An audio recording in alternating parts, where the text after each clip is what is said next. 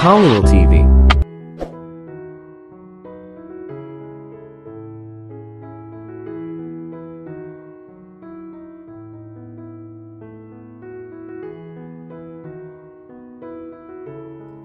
Chapter 4. Nang puntahan ni Victor ang kanyang ina sa kwarto nito ay nadatnan niya itong nakasandal sa headboard ng kama nito habang nakapikit.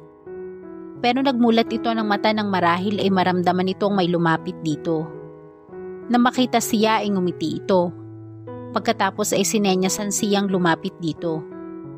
Agad siyang lumapit dito. It broke his heart to see her feeling weak. Tuwing nakikita niya ito sa ganoong kalagayan ay naaalala niya ang todong pagtatrabaho nito ng mga bata pa sila. Now her frail body showed the past sufferings from hard life. Ang bunso ko, paglalambing nito. Hinawakan niya ang kamay nito. Nay, tumawag si Ate Mercy sa akin. Ayaw mo raw magpadala sa doktor kaya ako umuwi. Huminga ito ng malalim. Paulit-ulit lang naman ang sinasabi ng doktor. Alam ko na yun lahat. Pero Nay, weekly ang check-up nyo dapat. Kapag na-o-hospital ako, lalong nanghihina ang pakiramdam ko. Pinisil nito ang kamay niya. Tanggap ko naman na anak na hindi na ako magtatagal. Nang hilakbot siya sa sinabi nito. Nay, ayokong maririnig na sinasabi mo yan. Mabubuhay ka pa ng matagal. Alam kong dininig na ng Diyos ang panalangin ko. Natupad na ang lahat ng gusto ko. Maayos na kayong lahat. Ibig kong sabihin magiging maayos na rin ang lagay mo. Ang gusto ko lang naman ay makita kong may pamilya ka na bago ako mawala. Ngumiti ito. Mukhang mabait si Stella, maganda pa. Sigurado ako maganda at magiging gwapo ang mga anak ninyo. Nay, iyon nga ang hinigpitan nito ang pagkakahawak sa kamay nito. Kaya kung ako sa'yo, huwag mo nang patagalin pa. Yayain mo na siyang pakasal. At bilisan niyo ang paggawa ng baby para kahit isang apo ako sa'yo, may makita ako at malagaan man lang. Nay, please. Pumikit uli ito. Napapagod na akong magsalita, anak. Mamaya na uli tayo mag-usap. Gusto ko munang magpahinga. Mamaya gusto kong makita uli si Stella. At ang gusto ko nga pala, magsalo-salo tayo sa birthday mo.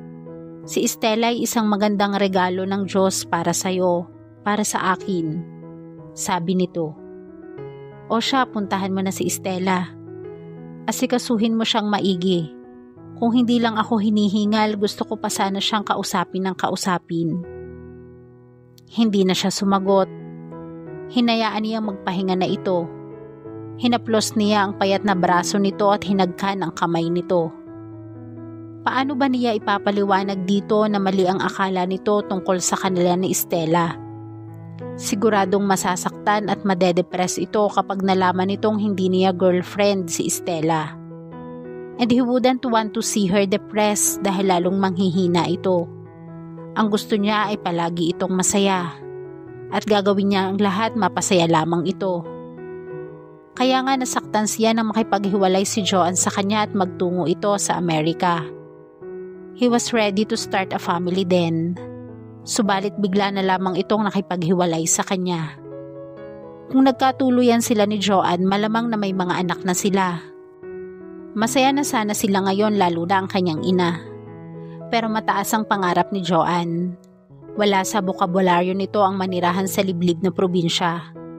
Kaya nga nang alukin niya ito ng kasal, tahasang tumanggi ito. When she broke up with him, pakiramdam niya hindi lang ang puso niya ang nawasak. Nasira din ang pangarap niyang bumuo ng pamilya at mabigyan ng kasiyahan ang kanyang ina.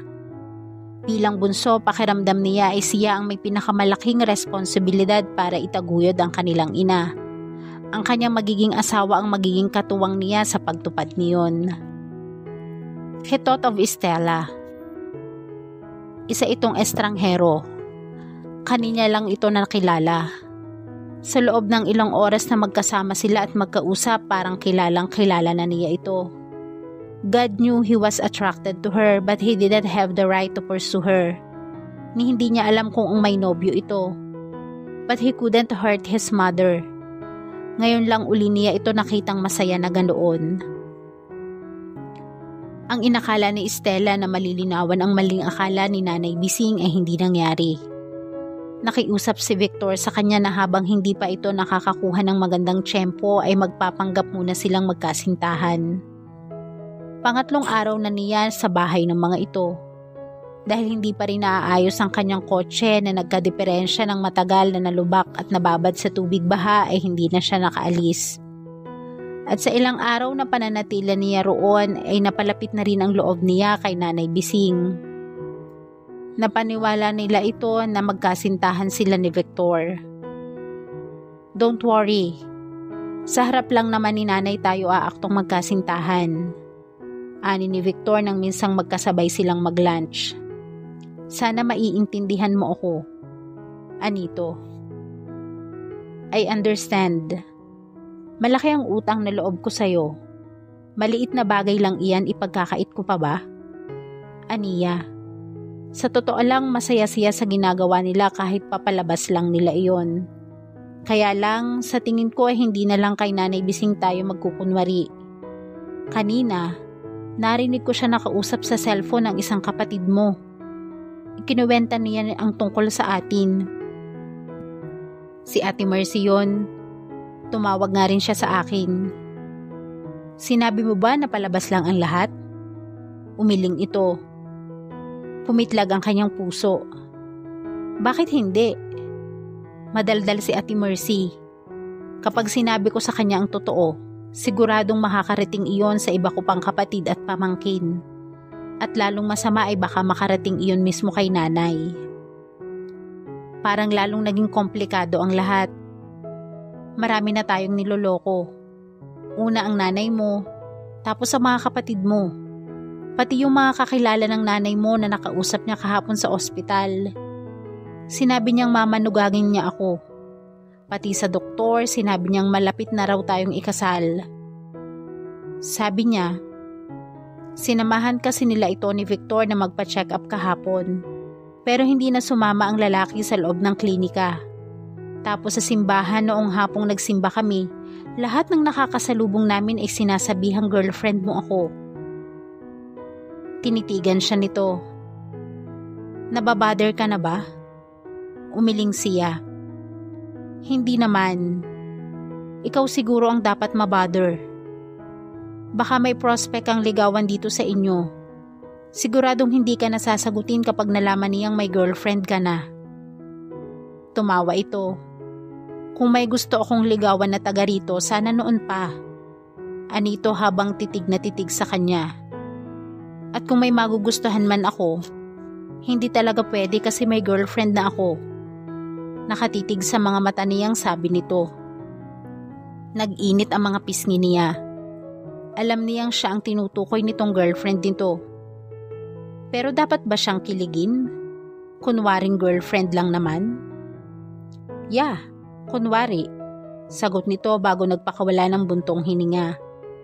Maya-maya ay tahimik na ito. Natahimik din siya. Sa maikling panahong inilagi niya sa bahay ng mga ito, panatag ang kanyang kalooban.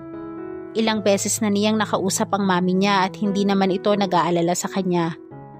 Pahapyaw niyang ikinuwento rito ang tungkol sa mabuting pamilyang kumupkop sa kanya.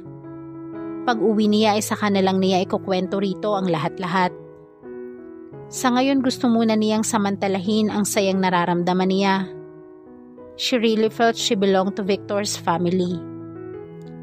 Pagkatapos nilang muling ipa-check up si Nanay Bising ay namasyal sila sa bayan. Pagdating ng hapon ay nagsimba sila. Masayang masaya siya. Stella? Nilingon niya si Victor. May sinasabi ka? Mukhang napakalalim ng iniisip mo. You were smiling. May naisip lang ako. Naaalala ko lang ang mami ko. Mami mo o boyfriend mo? Tanong nito. Matamang nakatitig ito sa kanya. Bumilis ang kabog ng dibdib niya. Boyfriend? Hindi ah. Wala kang boyfriend? Tanong nitong hindi inaalis ang pagkakatitig sa mga mata niya. His deep brown eyes seemed to penetrate her very soul. Wala, sagot niya. Ngumiti ito. Ako?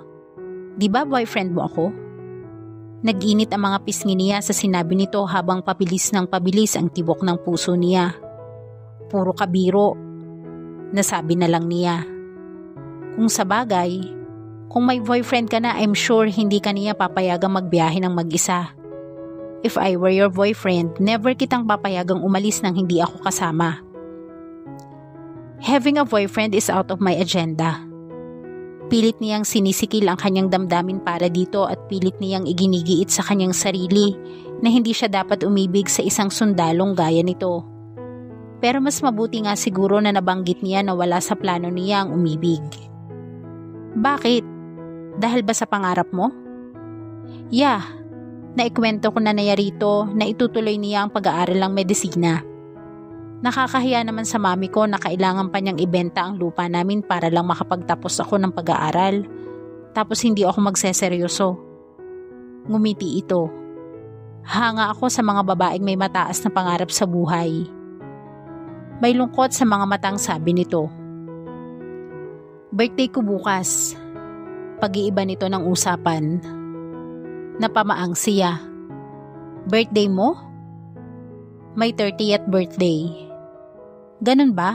Happy birthday. Darating ang mga ate ko kasama ang pamilya nila. Gusto ka raw nilang makilala. Ha? Obviously, naidaldal na ni Ate Mercy kay Ate Isabel ang tungkol sa'yo. Tumawag din si Ate Isabel kanina. Excited na umuwi rito. My God, paano na ngayon? May pag-aalala sa mga mata nito. Am I giving you too much pressure? Sino bang hindi mape-pressure sa ganito? Mahirap kayang umarte. Yun ngang hahawakan pa lang nito ang kamay niya sa harap ng nanay nito ay para na siyang hihimatayin. Paano pa kaya kung kaharap na niya ang mga kapatid nito? Only God knew the possible consequences that would happen next. Stella, nape-pressure ka ba? No, I'm okay. Ngumiti ito. Good. Baka may ibang relatives din kaming darating bukas. Siguro kailangan na lang nating pag-igihan ang pag-arte natin. Anito. Was he kidding? Mamaya samahan mo akong mamili sa bayan ng panghanda. Tingnan na rin natin kung naayos na ang kotse mo. Sige. Gosh, bakit ganoon kabilis ang tibok ng puso niya tuwing kausap niya si Victor? Magmula nang tumuloy siya sa bahay ng mga ito ay ngayon lang uli sila magkasamang lalabas ng sila lang. Kapag nasa bahay naman ito ay busy ito sa pagkumpuni ng kung ano-ano. Nang nagdaang araw inalis nito ang mga tuyong dahon sa bubong at alulod ng bahay. Kaninang umaga naman ay nagmower ito ng mga damo sa bakuran sa harap ng bahay. Nakahubad ito ng pang-itaas habang nagmamower ito. Hindi niya napigilang mapalunok nang lapitan niya ito para bigyan ito ng juice. Dapat maging maalaga ka sa aking anak. Naalaala niyang sabi ni Nanay Bising sa kanya kahapon. Huwag mo kaming intindihin ni Marcia. Pwede kayong maglambingan ni Victor kahit nariyan kami. Sabi pa nito bago sinundan ng tawa. Muli siyang kinilabutan pagkaalala niya sa sinabing iyon ng matanda. Hindi na nga niya binanggit iyon kay Victor dahil baka kung ano pa ang sabihin nito. Habang papunta na sina Estela at Victor sa grocery store sa bayan ay masaya silang nag-uusap.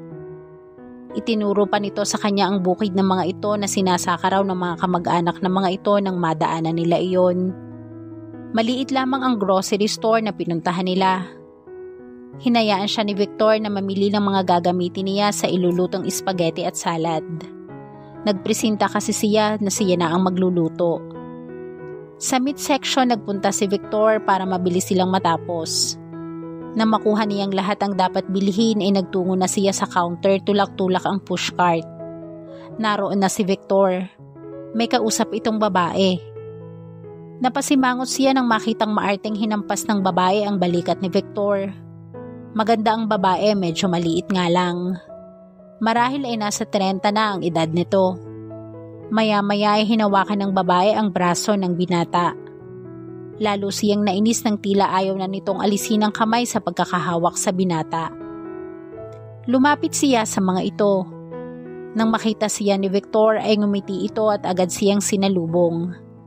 Ito na ang nagtulak ng pushcart na dala niya. Hindi nakaligtas sa kanya ang bahagyang pagtaas ng isang kilay ng babae habang pinapasadahan nito ng tingin ang kabuuan niya. Stella, this is Marie. Marie si Stella. Pagpapakilala ni Victor sa kanila ng babae. Si Marie ang may-ari nitong grocery. Kabatch ko siya noong high school. Hi, pinilit niya ngumiti. Hello, hindi ngumiti na ganting bati nito. Agad nitong ibinaling ang tingin kay Victor. May kasama ka pala. Tumango si Victor. Hindi niya maintindihan kung bakit nakaramdam siya ng inis. Parang gusto niyang dugtungan ni Victor ang pakilala nito sa kanya. Gusto niyang sabihin nito kay Marie na girlfriend siya nito. Girlfriend? Kung sa bagay. Bakit naman nito gagawin iyon samantalang sa harap lang ng ina at mga kapatid nito sila kailangang umakto at magpanggap na magkasintahan? Ipinilig niya ang kanyang ulo. Siya nga pala, Victor. Nagpaplano kami ng reunion para sa batch natin. Darating yata si Joanne, sabi ni Marie. Bahagyang natigilan si Victor. Darating siya? Bakit? Hindi mo pa rin ba siya nalilimutan? Ani ni Marie bago sumulyap sa kanya. Hindi niya alam kung bakit parang may karayom na tumusok sa puso niya. Hindi niya kilala ang Joanne na iyon at hindi rin niya totoong boyfriend si Victor kaya hindi siya dapat maapektuhan. Inabala na lang niya ang sarili sa paglalagay ng kanyang pinamili sa cash counter. Nang nasa kotse na sila ay tahimik si Victor. Hindi na rin siya nagsalita. Ipinagpalagay niyang may iniisip lang ito. Bagay na nagpapabigat ng kanyang damdamin. Naiinis siya sa kanyang sarili. Why was she so affected?